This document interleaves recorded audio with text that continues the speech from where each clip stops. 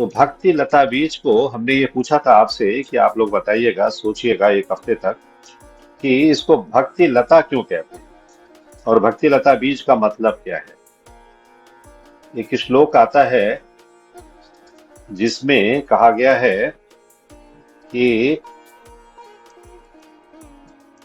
ब्रह्मांड भ्रमिते कौन भाग्यवान जीव, गुरु कृष्ण प्रसादे पाए भक्ति लता बीज। तो इस श्लोक में कहा गया है कि गुरु और कृष्ण की कृपा से,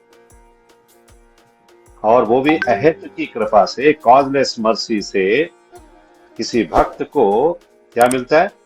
भक्ति लता बीज प्राप्त होता है। तो यहाँ दो चीजें हैं बहुत महत्वपूर्ण कि एक तो गुरु और कृष्ण की अहेतु की कृपा होती है, दोनों की, गुरु की होगी और कृष्ण की होगी। और उसके अलावा क्या होता है? उसके अलावा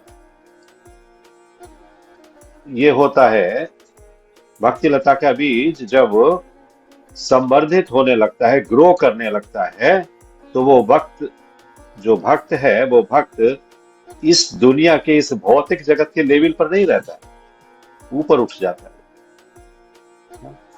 उसको एक अलग सी अनुभूति होती है। तो भक्ति लता बीज इसीलिए कहा गया है कि किस किस की कृपा से होता है? गुरु की और भगवान की कृपा से। दोनों लोगों की कृपा प्राप्त होती है। कहा गया है ना, गुरु की कृपा से कृष्ण मिलते हैं और कृष्ण की कृपा से गुरु मिलते हैं।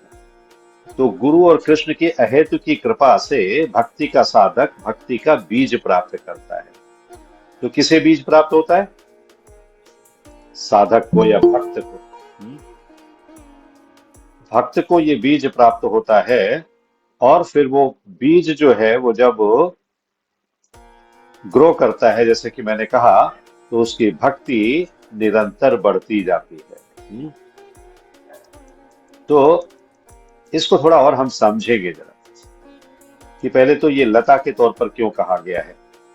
पहले अगर इसी बात को समझे कि लता के तौर पर क्यों कहा गया है, तो इसको हमें इस तरह से समझना होगा कि लता का मतलब होता है क्रीपर। क्रीपर एक बेल होती है ना, बेल, जो किसी ना किसी का आश्रय लेकर ऊपर बढ़ती है, सहारा लेकर। इंडिपेंडेंट अगर बेल होगी तो वो जमीन पर फैली रहेगी, वो वृक्ष के रूप में खड़ी नहीं रहेगी। लेकिन अगर उसको कोई दीवार का सहारा, कोई रस्सी का सहारा, कोई भी धागे का सहारा मिल जाएगा, तो वो उसको पकड़कर ऊपर चढ़ती चली जाएगी। तो भक्ति भी ऐसी ही है, उसको आश्रय चाहिए। किसका आश्रय चाहिए? गुरु का और कृष्ण का आश्रय चाहिए। तो गुरु और कृष्ण के आश्रय मिलते ही वो भक्ति की लता जो है वो ऊपर ऊपर बढ़ने लगती है। हाँ, तो भक्ति में हम उच्च स्तर पर पहुंच जाते हैं। तो ये गुरु और कृष्ण की संयुक्त, ज्वाइंट अहेतु की कृपा से प्राप्त होता है। कोई भी जीव इस भक्ति लता बीज को प्राप्त कर सकता है। अभी भक्ति लता और फिर बीज, बीज क्यों कहा गया है? सीड। सीड इसीलिए है कि भक्ति लता का सीड भगवान की कृपा से मिलता है, और जब वो सीड ग्रो करने लगता है तो भक्ति की लता और अच्छी तरीके से बढ़ने लगती है। तो गुरु और कृष्ण दोनों की कृपा होती है। तो गुरु और कृष्ण का यहाँ पर क्या अर्थ है? श्री गुरु और श्री कृष्ण की संयुक्त कृपा से, गुरु कृष्ण कृपा पाए भक्ति लता बीज जब कहा गया है, तो गुरु और भगवान श्री कृष्ण की कृपा से ही ये जो रूप है, हाँ, भक्ति का, वो विकसित होता है। और गुरु और कृष्ण जो है नॉन डिवाइडेबल है, नॉन सेपरेबल है, सेपरेट नहीं होते हैं, अविभाज्य है। उनका हम डिवीजन नहीं कर सकते कि ये पार्ट गुरु का और ये पार्ट भगवान का, नहीं। गुरु और कृष्ण अविभाज्य है। चैतन्य चरितामृत में इसका भी उल्लेख आया है कि गुरु कृष्ण रूप है ना सहस्त्रे प्रमाणे, गुरु रूपे कृष्ण कृपा करें भक्त गणे। कि भक्त गणों पर सभी प्रकट शास्त्रों का, सभी जो शास्त्र हमें दिए गए हैं, उनमें यह मत व्यक्त किया गया है कि गुरु कृष्ण से भिन्न नहीं है। भगवान कृष्ण गुरु के रूप में अपने भक्तों का उद्धार करते हैं। चैतन्य चरितामृत की आदि लीला के पहले अध्याय के 45वें श्लोक को मैंने आपको ये तात्पर्य में अभी बताया। तो इस तरह से हमें ये समझना चाहिए कि जब हम भक्ति लता बीज की बात करते हैं तो ये भक्ति लता बीज किस तरह से आगे बढ़ता है। मैं 3 एग्जाम्पल दूंगा यहाँ पर आपको, ध्यान से सुनिएगा। हो सकता है आज की क्लास का आधा समय इसी में निकल जाए, लेकिन ये भी बहुत इंपॉर्टेंट है कि भक्ति लता जो लता के रूप में एक क्रीपर के रूप में है, उसको आश्रय किसका मिला है? गुरु का और भगवान का। तो गुरु और भगवान का, आध्यात्मिक गुरु का जो आश्रय मिलता है, स्पिरिचुअल मास्टर का जो आश्रय मिलता है, उनका पादाश्रय जब प्राप्त होता है तो वो भगवान और गुरु की गॉडलेस मर्सी से होता है। ये तो हमने अभी सुना और समझा। हाँ? और ये भक्ति लता से होता क्या है? हमारे क्या 2 सींग निकल आते हैं? क्या होता है? कोई परिवर्तन हो जाता है? हम बहुत पतले हैं तो मोटे हो जाते हैं, या मोटे हैं तो पतले हो जाते हैं? कुछ नहीं होता। भक्ति लता बीज से कृष्ण की सेवा करने की इच्छा बढ़ जाती है। समझ रहे हैं ना? ये अंतर होता है। तो ये कृष्ण की सेवा करने की ये इच्छा हृदय में कैसे प्रकट होती है? ये तभी प्रकट होती है जबकि बोनाफाइड गुरु और जो वैष्णव हैं, सीनियर वैष्णव हैं, उनसे हरि कथा हम सुनते हैं, उनसे भगवान की लीलाओं का गुणगान सुनते हैं, भगवान की लीलाएं सुनते हैं, भगवान के विषय में सुनते हैं, भगवान के कीर्तन करते हैं, भगवान के विषय में तमाम तरीके की जानकारियां इकट्ठी करते हैं। तब वो इच्छा अपने आप अंदर से प्रकट होने लगती है। भगवान ने बीज बो दिया है, फिर वो धीरे धीरे करके फूटने लगता है। जैसे आप जमीन में अपने घर में किसी पॉट में कोई मिट्टी रखकर कोई बीज लगाते हो, तो बीज 1-2 दिन कुछ पता ही नहीं चलता है। तीसरे चौथे दिन आपने सुबह उठकर खिड़की खोली और देखा, अरे उसमें तो थोड़ा सा पौधा निकल आया, 2 पत्तियां निकल आई। हाँ, तो ये जो स्थिति है ना, ये हरिकथा सुनने से होती है। यदि हम गुरु से, स्पिरिचुअल मास्टर से और शुद्ध वैष्णवों से कृष्ण की लीलाओं का श्रवण करेंगे, श्रद्धा पूर्वक श्रवण करेंगे, तो हमारे हृदय में भी वो सेवा की इच्छा पैदा होगी कि भगवान की कैसे सेवा करें। हमारे घर में लड्डू गोपाल नहीं है, लाओ लड्डू गोपाल लेकर आते हैं, इस बार वृंदावन जाएंगे तो, या इस बार पुरी जाएंगे तो लेकर आएंगे, या इस बार अयोध्या जाएंगे तब लेकर आएंगे। हाँ, तो ये सब चीजें जो हैं, ये कैसे पैदा हो रही हैं? ये वो भाव से पैदा हो रही है, जो भाव आपके अंदर फूट रहा एक पौधे के रूप में। तो यहाँ पर जो 3 लीलाओं की मैं बात कर रहा हूँ, तीन तीन कथाओं की बात कर रहा हूँ, छोटी छोटी प्रसंग हैं, उनकी उनके बात करूंगा कि एक बार क्या हुआ कि भगवान श्री कृष्ण अपने सखाओं के साथ खेल रहे हैं यमुना के किनारे पर। तो यमुना के किनारे पे जब खेल रहे हैं तो उसमें भगवान कृष्ण के जो सखा हैं, उनमें से एक है श्री दामा, एक है मधुमंगल। तो ऐसे उनके कई सारे मित्र हैं। तो श्री दामा और मधुमंगल और अन्य लोग आपस में सब कुश्ती लड़ रहे हैं, रेसलिंग रेसलिंग कर रहे हैं यमुना के किनारे रेती में। और अंत में क्या होता है कि श्री दामा जीत जाते हैं। और श्री रामा जब जीत गए तो अकेले कृष्ण है जो ताली बजा रहे हैं, और कोई ताली नहीं बजा रहा। ये देखकर सखा लोग उनसे पूछ रहे हैं, अरे कृष्ण, आप इतनी ताली क्यों बजा रहे हैं? तो उन्होंने उत्तर दिया, क्योंकि मैंने कुश्ती के मैच में, ये कुश्ती का जो यहाँ पर मैच हो रहा है, इसमें मैंने श्री रामा को हरा दिया है, जबकि हारे वो खुद हैं। श्री रामा जीते हैं, हारे वो खुद हैं, लेकिन ताली बजा रहे हैं कि मैं जीत गया, मैं जीत गया। इसी बीच क्या है कि दुर्वासा ऋषि दूर बैठकर ये पूरा दृश्य देख रहे हैं कि कैसे ये सब खेल चल रहा है और कौन खेल रहा है। वो जानते थे कि ये भगवान है, लेकिन ये तय नहीं कर पा रहे थे कि ये साधारण बालक के जैसा कार्य कर रहा है, कुश्तियां लड़ रहा है यहाँ पर, तो ये भगवान हो भी सकता है क्या? मन में डाउट आ गया दुर्वासा ऋषि को। आश्चर्यचकित होकर देख रहे हैं। और बालक जो है वो कृष्ण से बहस कर रहे हैं कि तुम तो जीते ही नहीं हो, तुम तो हारे हो, तुम क्यों तालियां बजा रहे हो? जीता तो श्रीदामा है। तो श्रीदामा ने उन्हें चुनौती दी, कहा, कृष्ण कन्हैया, आप ये कैसे कह सकते हैं कि आपने मुझे हरा दिया? सारे ये सखा जो है सब देख रहे हैं, यहाँ पर प्रत्यक्षदर्शी हैं सभी। उन्होंने देखा कि आप अपनी पीठ के बल जमीन पर गिर गए थे, मेरे नीचे थे आप, इसलिए विजेता तो मैं हूं, श्री रामा कह रहे हैं। तब कृष्ण उत्तर देते हैं कि लेकिन मेरी नाक ऊपर की ओर थी।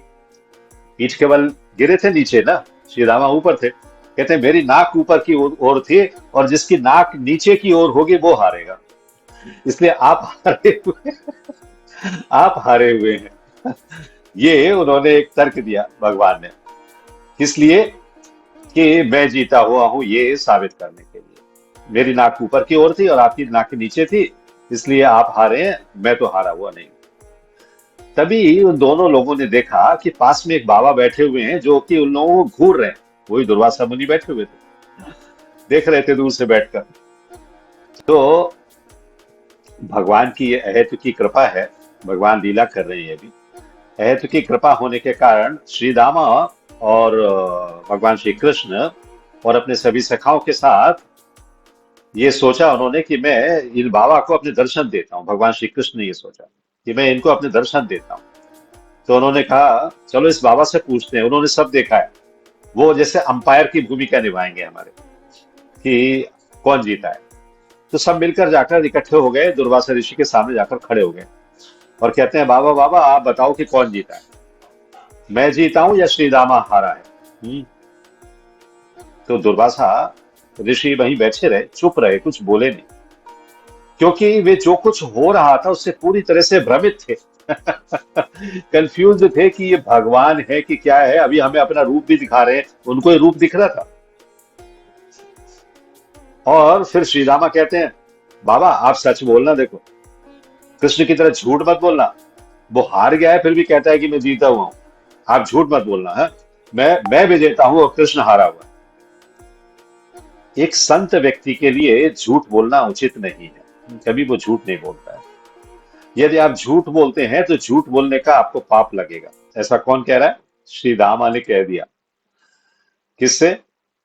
दुर्वासा ऋषि से। दुर्वासा ऋषि बैठे रहे और घूरते रहे, और अब इतना उनको रोमांच होने लगा था भगवान को देखकर, भगवान के दर्शन करके, कि वो कांप रहे थे, कोई उत्तर नहीं दे पा रहे थे। घूर रहे थे, सिर्फ भगवान के दर्शन कर रहे थे और कांप रहे थे। बहुत करीब आकर उनकी ओर देखते हुए कृष्ण ने कहा बाबा तुम जवाब क्यों नहीं दे रहे हो, क्या तुम गूंगे हो? अब श्री रामा ने भी कहा बाबा जवाब क्यों नहीं दे रहे हो, क्या तुम बहरे हो कि तुमने सुना नहीं है या तुम बोल नहीं सकते हो? अब ये दुर्वासा ऋषि इतने भ्रम में है, इतने कंफ्यूजन में है कि वो कुछ कहने की कोशिश कर ही नहीं पा रहे। हकलाते हुए सिर्फ इतना बोले मैं क्या कहूं, मुझे नहीं पता कि मुझे क्या कहना है। ओ अब कृष्ण ने श्री रामा से कहा अरे ये बाबा फर्जी है, इसको कुछ पता ही नहीं है, इतनी देर से तो देख रहा है। तो ये बातें करके वो लोग फिर से वापस खेलने के लिए चले गए। तो ये पहला प्रसंग है, ये एक पहली कथा है जिसमें कि भगवान ने अपने भक्त के लिए, दुर्वासा ऋषि जो हैं भगवान के बहुत बड़े भक्त हैं। बहुत सारे प्रसंग हैं उनके, भागवत में बहुत सारे आते हैं। धीरे धीरे हम जब कथाओं का क्रम चालू करेंगे तो उनके बारे में बताएंगे। तो हाँ भगवान ने उनको दर्शन दिए, भगवान ने दर्शन दिया और उनको उनकी जो मति एक तरह से स्थिर हो गई थी कि सोच नहीं पा रहे थे, उसके लिए उन्होंने टाल दिया कि ये कोई जवाब ना दे यहाँ पर। तो ये भी भक्त के अंदर भक्ति का बीज और पुष्ट करने की और मजबूत करने की, कि मैंने तुम्हें दर्शन दे दिए हैं, अब तुम अपनी भक्ति और अच्छी तरीके से करो। तो ये भक्ति लता का संवर्धन करने के लिए, उसको ग्रो करने के लिए दुर्वासा ऋषि को किसने? भगवान ने अपना दर्शन दिया है। अभी दूसरी घटना मैं आपको बताता हूँ, आप सुनो, ये तीनों प्रसंगों में आनंद आएगा। आज की क्लास में यही सही, लेकिन ये बहुत महत्वपूर्ण है। माता यशोदा ने भगवान श्री कृष्ण को स्नान कराया, और कोई भी बच्चे को जब माँ स्नान कराती है ना, उसके बाद अच्छे धुले हुए साफ कपड़े पहनाती है, और फिर सोचती है बहुत देर तक ये अच्छे बने रहें, खराब ना हो, बच्चा खराब ना कर दे। लेकिन यहाँ कुछ उल्टा हो गया। माता यशोदा ने भगवान श्री कृष्ण को स्नान कराया, और उनकी माँ द्वारा स्नान कराए जाने के बाद और बहुत अच्छे कपड़े पहनाए जाने के बाद कुछ ही क्षण में भगवान श्री कृष्ण जमीन पर लौटने लगे। नंद महाराज के महल में जमीन पर लौट रहे, और अपने कपड़े सब उन्होंने गंदे कर दिए, सारे वस्त्र जो पहनाए थे मैया ने गंदे कर दिए। और उसके बाद फिर माँ के पास आए और उन्हें उठाने की मांग कर, मुझे उठाओ गोद में, जैसे बच्चा करता है ना। तो माँ क्या कहती है, यशोदा मैया कहती है, नहीं, मैं तुम्हें नहीं उठाऊंगी, मैं तुम्हें छूऊंगी भी नहीं, तुम गंदे हो, तुम एक शरारती बालक हो। मैंने तुम्हें अभी अभी स्नान कराया था और तुम्हें बहुत अच्छे कपड़े पहनाए थे, लेकिन तुम जाकर जमीन पर लौटने लगे, मैं तुम्हें नहीं छूऊंगी। अभी इस दृश्य को कौन देख रहा है? ये जो दृश्य हो रहा है माँ और पुत्र के बीच में जो लीला हो रही है, नारद मुनि ये सारा दृश्य देख रहे थे और मन ही मन सोच रहे थे कि माता यशोदा कितनी भाग्यशाली है। हाँ, पूर्ण पुरुषोत्तम भगवान उनके पास आकर उनकी गोद में बैठना चाहते हैं और वो उन्हें डांटते हुए कह रही हैं, नहीं, आकर मुझे मत छुओ, तुम एक शरारती हो, गंदे लड़के हो, भाग जाओ यहां से। तो यहां पर जो नारद जी का जो भाव है वो भी और ज्यादा भगवान के प्रति प्रगाढ़ हो रहा है। कह रहे हैं, मैया, जो भगवान के लिए ऐसा बोल रही है और भगवान कितनी कृपा कर रहे हैं, तो जो भक्त उनकी सेवा करते हैं, जो भक्त उनका चिंतन करते हैं हर समय, उनके ऊपर भगवान कितनी कृपा करेंगे। एक मैया के ऊपर कृपा है कि जैसे हमने दामोदर लीला हम हर साल सुनते हैं, कार्तिक मास में अभी आने वाला है, दामोदर लीला में भी भगवान ने कितनी कृपा की है मैया के ऊपर। तो ये दूसरा दृश्य है जिसमें कि नारद जी भी बहुत बड़े भक्त हैं भगवान के, उनकी भक्ति को और इस दृष्टांत से, इस घटना से भगवान ने और मजबूत किया। नारद मुनि सारा दृश्य देख रहे हैं। तो गुरु और वैष्णवों से इस प्रकार की हरि कथा सुनने से धीरे धीरे माता यशोदा और नंद बाबा की तरह कृष्ण की सेवा करने की इच्छा और विकसित होती है कि कृष्ण की इच्छा करूं। दुर्वासा ऋषि के मन में भी हो रही है, इधर नारद जी के मन में भी हो रही है। तो ये जो कृष्ण के प्रति प्रेम होता है इकट्ठा, यही भक्ति लता बीज है। अभी तीसरा उदाहरण, तो राधा रानी और सारी सखियां जानती है कि ये बहुत बदमाश है, कृष्ण जो है बहुत बदमाश है, ये कुछ ना कुछ शैतानी करता है। तो जैसे शैतान बच्चे होते हैं ना स्कूल में, जैसे क्लास में, तो सारी टीचर्स जानती है ये बहुत शैतान है। उसी तरह से यहाँ पर सारी सखियां जानती हैं, राधा रानी भी जानती है बहुत शैतान है, और शैतानी करेंगे, उसके बाद थोड़ी देर माफी मांग लेंगे, मुझे माफ कर दो, नहीं करूंगा, और फिर से शैतानी करने लगेंगे। तो वे उनसे मिलने आए, भगवान श्री कृष्ण मिलने आए हैं उनसे। तो लेकिन उन्होंने कहा है, हरि हरि जहे माधव जहे, माधव के तब बाधाम। हाँ, तो हे हरि, तुम्हें यहां से चले जाना चाहिए, हे केशव तुम यहां से चले जाओ। सखियां कह रही है भगवान श्री कृष्ण से जो मिलने के लिए आए हैं, तुम यहां से चले जाओ, हे माधव चले जाओ, हे केशव चले जाओ, राधा रानी तुमसे नहीं मिलेगी। तो ये तो राधा रानी की सखियां, अभी राधा रानी ने कोई दंड नहीं दिया, कोई पेनल्टी नहीं दी, कोई पनिशमेंट नहीं लगाया इनकी बदमाशियों का। लेकिन राधा रानी की सखियां भी भगवान को, किसको, कृष्ण को दंड दे रही, पनिशमेंट दे रही, राधा रानी तुमसे नहीं मिलेगी, जाओ तुम यहां से। हाँ, हरि हरि जय, हे हरि तुम जाओ यहाँ से, माधव जय, माधव तुम भी जाओ। हाँ, तुम्हें, तुम्हारा यहाँ कोई स्थान नहीं है, तुम अपने धाम में जाओ, बाधाम। तो राधा रानी की अनुमति के बिना कृष्ण को राधिका के कुंज में प्रवेश करने की अनुमति नहीं है। राधा रानी जब अनुमति करती है, और अनुमति बोलकर नहीं करती है, इशारा करती हैं सखियों को। सखियों को इशारा करती है और सखियां समझ जाती हैं कि अभी कृष्ण को, कृष्ण का दर्शन करने का मन है राधा रानी का, इसलिए आप बुलाना चाहती है। तो वो इशारे से उन्हें बुला लेते हैं, आ जाओ, चलो एंट्री तुम्हारी हो गई है। तो राधिका की जो मंजरियां हैं, ये जो सखियां हैं ना, इनके भाव में जो दिव्य युगल है, ये डिवाइन कपल राधा और कृष्ण, इनकी सेवा करने की इच्छा और प्रबल होती है। ये सब प्रसंगों से, ये सब प्रेम प्रसंगों से। तो ये कैसे आती है? ये ऐसे ही आती है जब हम लीलाएं सुनते हैं, जब हम लीलाओं का वर्णन करते हैं, उनमें डूब जाते हैं, उनका चिंतन करते हैं, वो दृश्य सोचते हैं। तो भक्त के हृदय में, जैसे वहां सखियों के हृदय में भी राधा रानी के प्रति, कृष्ण के प्रति प्यार उमड़ रहा है। कोई भी दोष नहीं है उनके अंदर, लेकिन ये अंदर से आने वाला अपने आप से गुस्सा है, अपने आप से आने वाला प्रेम,